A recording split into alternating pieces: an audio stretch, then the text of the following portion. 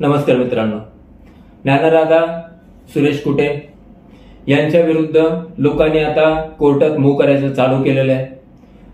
गेवराईला केस झाली, माजलगावला झाली, बीडला झाली आणि त्याच्यानंतर परत बीडला केसेसचा विषय चालूच आहे. त्यातले काही ऑर्डर्स आमच्याकडे त्या मिळालेल्या आहेत, ज्या की जास्तीत जास्त ऑर्डर आहे 24/5 म्हणजे 2 दिवसापूर्वी 3 दिवसापूर्वी झालेल्या आहेत. आणि या ऑर्डरमध्ये मग ते ऑर्डर नेकनूर पोलीस स्टेशनसाठी असो, ती ऑर्डर सिटी पोलीस स्टेशनसाठी असो, ती ऑर्डर पेडबीडसाठी असो किंवा ती ऑर्डर बाकीच्या याच्यासाठी असो, त्याच्यामध्ये 156/3 नुसार ज्ञानराधावर गुन्हे दाखल करा, FIR दाखल करा आणि पूर्ण तपास करून आमच्याकडे सादर करा. खास करून 420, 406, 409 या कलमाखाली. आणि हे सगळं केल्यानंतर आता हे सगळं ऑर्डर झालेले आहेत, कोर्टाने दिलेलं आहे. हे 4 दिवस होऊन गेले तरी तुमच्या केसमध्ये किंवा तुमच्या बरोबर असलेला तुमचा बांधव ग्राहक जो की सफर झालाय त्याच्या केसमध्ये पोलिसांनी आतापर्यंत नेमकं काय केलं, शोधण्याचा प्रयत्न तरी केले का? कुठे कुठे आहेत त्यांनी? ज्या ठिकाणी हे सगळे व्हिडिओ वगैरे बनवले त्या ठिकाणी तरी ते आहेत का? आहेत का? त्या ठिकाणी म्हणजे बीड नाही म्हणते, त्या ठिकाणी तरी ते आहेत का? ज्या ठिकाणी त्यांचे बाउन्सर त्यांच्या बरोबर असतात त्या ठिकाणी तरी ते आहेत का? तिथून पण निघून गेले? आता कुठे परत व्हिडिओ घेऊन आपल्या समोर येणार आहेत का? आपल्याला परत अपील करणार आहेत का? माझे फंड आले, आता रस्त्यात जस्ट 2च मिनिटात फॉरेन होऊन इथे ट्रान्सफर होणार आहेत आणि लगेच तुमच्या हातात मिळणार आहे, असं होणार आहे का? या सगळ्या गोष्टी फसवणूक तर केलीच केली. या सगळ्या गोष्टीबरोबर तुम्ही जे चेक दिलेले आहेत ते चेक 90 दिवसासाठी काही ग्राह्य धरले जातात असं तुम्ही एका व्हिडिओमध्ये बोललात. म्हणजे तुम्हाला नेमकं ते चेक 90 दिवसानंतर चालणार नाहीत असं तर म्हणायचं नव्हतं ना. 90 दिवसानंतर ते चेक बाउन्स झाल्यानंतर मग त्या ग्राहकांनी काय करायचं? असंख्य ग्राहकांना आम्ही बोलतोय ना, असंख्य ग्राहकांचा उद्रेक आमच्या समोर येतोय. आम्ही माध्यमातून प्लॅटफॉर्म तयार करून आम्ही ते लोकांसमोर मांडतोय. मग आता ते चेक दिलेल्याने, टोकन दिलेल्याने काय करायचं? ते नाही म्हणत आहे, पावत्याचं नाही, पावत्याचा विषय वेगळा. ते काय करतील ते त्यांचं बघू. ऑथेंटिक ज्यांचे पैसे आहेत, पासबुक आहेत ज्यांच्याकडे, पिग्मी आहे ज्यांच्याकडे, FD आहेत ज्यांच्याकडे, त्यांनी काय करायचं? आणि तुमच्या मागच्या व्हिडिओ, मागच्या सगळ्या बोलण्याच्या ह्याच्यातून हे पक्क दिसतंय की तुम्ही आता तो स्टँड घेणार आहात की नाही ना, मी काय करू, मी तर म्हणलं होतं ना कोर्टात जाऊ नका. आता बघा ना, एवढ्या मोठ्या कोर्टामध्ये, पोलीस स्टेशनमध्ये माझ्या विरोधात FIR होतोय. कधी होणार आहे? FIR नुसता कागदावर झाल्याने काय होतंय? कुठलं पोलीस स्टेशनचा कर्मचारी तुमच्यापर्यंत येणार आहे? आलाय का? येईल का?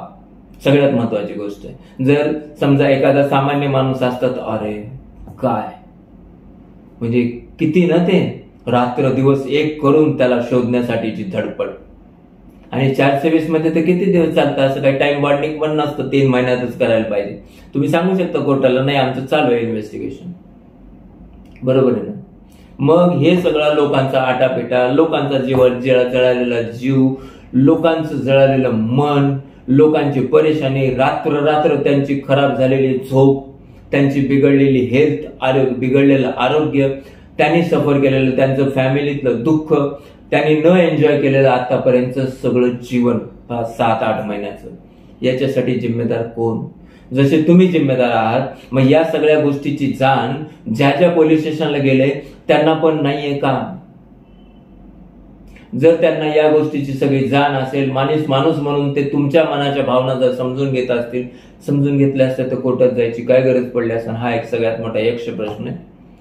पण हे जर असेल तर आता तरी संबंधित पोलीस स्टेशनचे PI, API जे कोणी असतील किंवा त्यांचे वरिष्ठ, काल जसं सिटी पोलीस स्टेशनला झालं हे होताना, पण वरिष्ठ काय म्हणतात याच्यासाठी बऱ्याच वेळ थांबलं आणि त्याच्यानंतर शेवटी तो गुन्हा दाखल झाला. बाकीच्या ठिकाणी झालाय नाही झालाय त्याचं ज्ञान नाही काढण्याचा प्रयत्न करतोय आम्ही, चालू आहे आमचं ते शोध. मग जर गुन्हा दाखल झाला तर मग त्यांना आणा ना शोधून. कधी?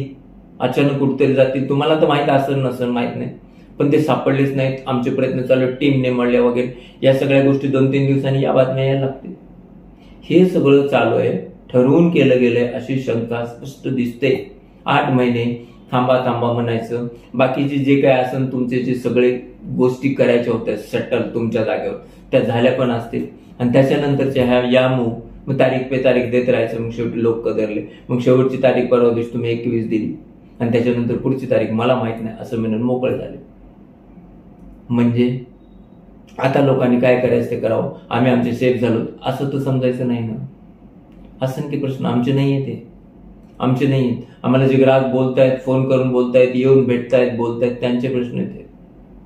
आणि ते हतबल आहेत, ते दुःखी आहेत, ते यातना सहन करतायत, जीवन कष्टाचं जगतायत. कारण 500 रुपये गेले तरी माणूस परेशान होतो. खिशातून पडले तर, कुठेतरी घाळ झाले तर. हे तर लाखो आहेत, करोडो आहेत आणि मेहनतीचे आहेत. म्हणून ते हतबल आहेत, त्रस्त आहेत, परेशान. आणि कुठं ना कुठेतरी त्यांच्या मनातून कारण आवाज निघतो ज्याला आपण तळतळाट म्हणतो. तर या सगळ्या ज्या कोर्टाच्या ऑर्डर आहेत ना, या ऑर्डरचा विचार करून संबंधित पोलीस स्टेशननी कुठे यांना शोधून पकडून आणण्यासाठीची मेहनत करावी असं ग्राहकांचं म्हणणं आहे. तर आता बघूया नेमकं पुढील 10-15 दिवसात तरी काय होतं हे बघू. त्या संदर्भातला हा व्हिडिओ. नमस्कार.